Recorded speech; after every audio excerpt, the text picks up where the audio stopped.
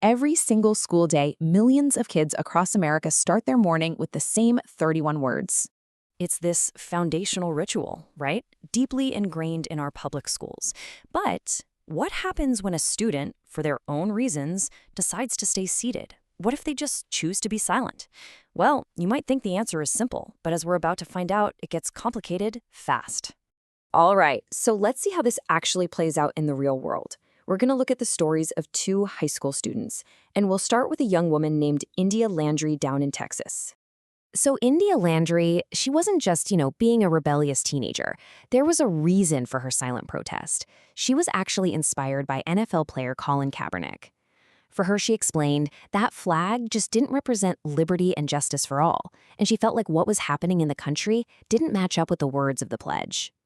So what did the school do? Well, their reaction was pretty intense. They expelled her, and as she was leaving, a school official made the school's position perfectly clear. This is not the NFL. Wow, that one line really captures the whole conflict, doesn't it? And, this wasn't some one-off thing.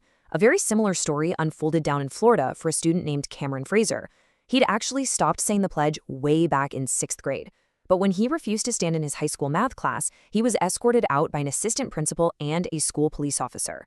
And stories like these, they bring up a really crucial question. I mean, the right to not say the pledge isn't some newfangled idea. It's been the law of the land for over 80 years. So why on earth are students like India Landry and Cameron Fraser still getting punished for exercising it? To really get what's going on here, we have to jump in a time machine. We're going all the way back to a huge Supreme Court decision that was made right in the middle of World War II. The case was West Virginia versus Barnett, and the whole thing started with a group of Jehovah's Witness students. For them, saluting the flag felt like an act of worship which went against their religious beliefs. And in 1943, the Supreme Court actually agreed with them. In doing so, they set up this major foundational pillar of the First Amendment.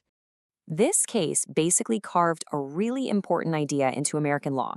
Your freedom of speech also means you have freedom from speech. In other words, the government can't force you to say something you don't believe.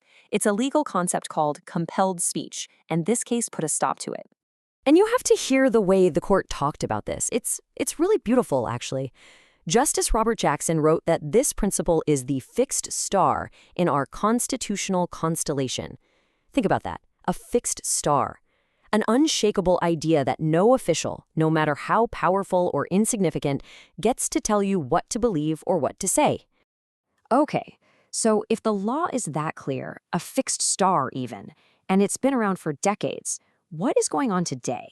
Why is there still a fight about this in places like Texas and Florida? Well, the answer is a little twist in the law, a very specific requirement. See, in these states, a student's right to sit out the pledge, it's not a sure thing. They can only do it if they have a permission slip from their parents. And boom, just like that, you have a major constitutional showdown. In one corner, you've got the student's well-established First Amendment right to not be forced to speak. But in the other corner, you have the state which says, hey, we're just protecting a parent's right to guide their kid's education. Two fundamental rights head-to-head. So how do states get around the whole compelled speech thing? Well, their argument is pretty clever. They completely shift the focus. They say, this isn't about the student. It's not about forcing speech. It's about empowering parents. The Texas Attorney General even said these laws are all about respecting a parent's right to direct their child's education. But does that argument actually hold up? When you really dig into the legal analysis, it seems like maybe they're getting the whole idea of parental rights a little bit wrong. Okay, so let's break this down. The argument against these laws really comes down to three things. First, courts have said over and over that parents can pick their kids' school, sure, but they can't just walk in and rewrite the public school curriculum. Second, historically, the right to be a parent was always seen as a way to protect families from the government, not as a weapon for the government to use. And third, and this is a big one, a parent's rights stop where their child's own constitutional rights begin. And this quote right here, it just nails it. The idea is that parental rights are a shield. They protect the family from the government sticking its nose where it doesn't belong. They were never meant to be a sword that the government hands to a parent to take away their own kids' constitutional freedoms. Okay, so we've been talking a lot about legal theory, right? But let's get practical. What's the big deal? What's the actual harm in making a kid say the pledge?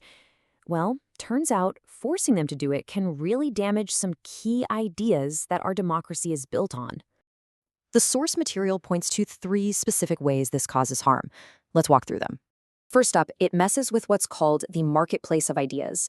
Think about it. When almost everyone in a room stands up and says the pledge, even kids who don't agree with it, it creates this illusion that everyone is on the same page. It's a false consensus. And studies actually show that when an opinion seems super popular, it becomes more persuasive. So the government is basically putting its thumb on the scale, making one viewpoint seem way more popular than it really is. Okay, second, it hurts the whole idea of democratic self-governance. I mean, a huge part of living in a democracy is being able to criticize the government, right? For students like India Landry, sitting out the pledge is their form of protest. So these laws, they basically shut down that protest. And that's a big deal, not just for holding the government accountable, but for helping young people figure out what they actually believe. And finally, number 3, it's just a straight-up insult to a person's autonomy. Imagine being forced to use your own voice, your own body, to say words you don't believe in. That's a huge intrusion into who you are as a person, into your own personal dignity. And that brings us to the biggest takeaway from the Supreme Court on this, a point that applies to so many things. You can't force feelings. A government can't just pass a law and, poof, create unity or patriotism. You can inspire those things, sure, but you can never, ever force them. So that leaves us with a pretty big question to think about, doesn't it? If you can't force unity, then what is the point of these patriotic rituals in our schools? And where is the line?